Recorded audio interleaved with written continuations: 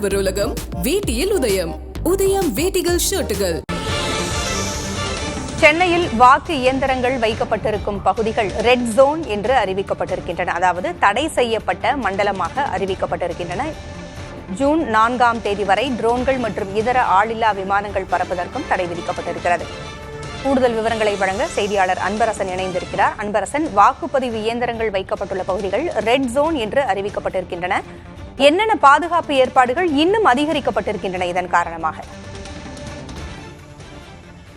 சென்னையில் உள்ள 3 வாக்கு எண்ணும் மையங்கள் தற்போது சிவப்பு மண்டலமாக அறிவிக்கப்பட்டு அங்கு ஆளில்லா உளவு வாகனங்கள் அதே போன்று ட்ரோன்கள் பயன்படுத்த தடை விதிக்கப்பட்டு சென்னை காவல்துறையினர் உத்தரவு பிறப்பித்திருக்கிறார்கள். குறிப்பாக கடந்த ஏப்ரல் 19ஆம் தேதி மக்களவைத் தேர்தல் நடைபெற்றது. இந்த மக்களவைத் தேர்தலில் சென்னையில் இருக்கக்கூடிய 3 தொகுதிகளிலும் இருந்த வாக்குப்பதிவு இயந்திரங்கள் 3 ஸ்ட்ராங் ரூம்களில் வைக்கப்பட்டிருக்கிறது. குறிப்பாக தென் சென்னைக்கு உட்பட்ட இயந்திரங்கள் அண்ணா யூனிவர்சிட்டியிலும், அதே போன்று வட சென்னைக்கு உட்பட்ட இயந்திரங்கள் ராணிமேரி கல்லூரியிலும், மத்திய சென்னைக்கு உட்பட்ட இயந்திரங்கள் லயோலா கல்லூரியிலும் வைக்கப்பட்டிருக்கிறது. இந்த 3 வாக்கு எண்ணும் மையங்களிலும் 4 அடுக்கு போலீசார் பாதுகாக்கப்பட்டு போடப்பட்டு அங்கு 24 மணி நேரமும் கூடுதல் போலீசார் பாதுகாப்பு தீவிர கண்காணிப்பு பணியில் ஈடுபட்டு வருகிறார்கள். மேலும் அது மட்டுமல்லாமல் 150க்கும் மேற்பட்ட சிசிடிவி காட்சி கேமராக்கள் அங்கு வைக்கப்பட்டு மினி கண்ட்ரோல் ரூம் மூலமாக அவை தொடர்ச்சியாக கண்காணிக்கப்பட்டு வருகிறது.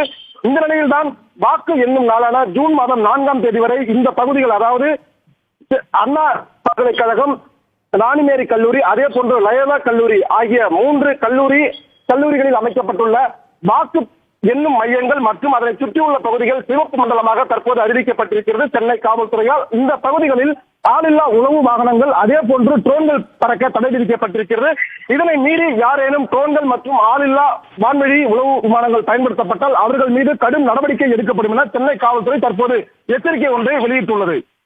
வாக்குப்பதிவு இயந்திரங்கள் வைக்கப்பட்டிருக்கும் அந்த இடங்களில் முகவர்களும் முகாமிட்டிருக்கிறார்கள். அவர்களுக்கு ஏதாவது நிபந்தனை விதிக்கப்பட்டிருக்கிறதா?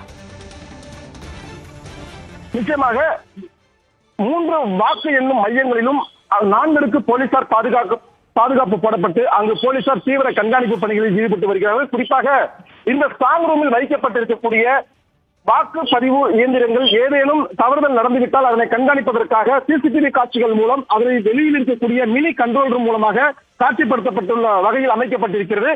தற்போது அங்கு பல்வேறு அரசியல் கட்சிகளை சேர்ந்த முகவர்கள் தொடர்ச்சியாகவே அங்கு தங்கி அந்த மினி கண்ட்ரோல் ரூமில் அங்கு வாக்குப்பதிவு இயந்திரங்கள் வைக்கப்பட்டிருக்கக்கூடிய அந்த காட்சிகளை அவர்கள் தொடர்ச்சியாகவே 24 மணி நேரமும் தீவிர கண்காணிப்பில் பல்வேறு அரசியல் கட்சி முகவர்களும் அதனை ஆய்வறிந்து வருகிறார்கள். இந்த நிலையில் தான் போலீசார் அவர்களுக்கும் பாதுகாப்பு போடப்பட்டிருக்கிறது. குறிப்பாக அந்த முகவர்கள் அங்கு இருக்கக்கூடிய அந்த மினி கண்ட்ரோல் ரூமில் மட்டுமே இருந்து உள்ளே நடக்கக்கூடிய விவரங்களை அறிந்து கொள்ளுமாறு அவர்களுக்கு ஏற்கனவே அறிவுறுத்தி இருக்கிறார்கள்.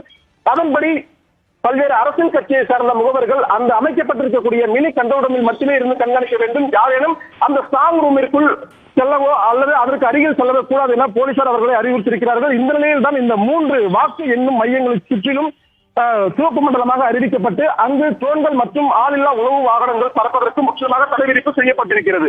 தகவல்களை வழங்கியமைக்கு நன்றி அன்பரசன்.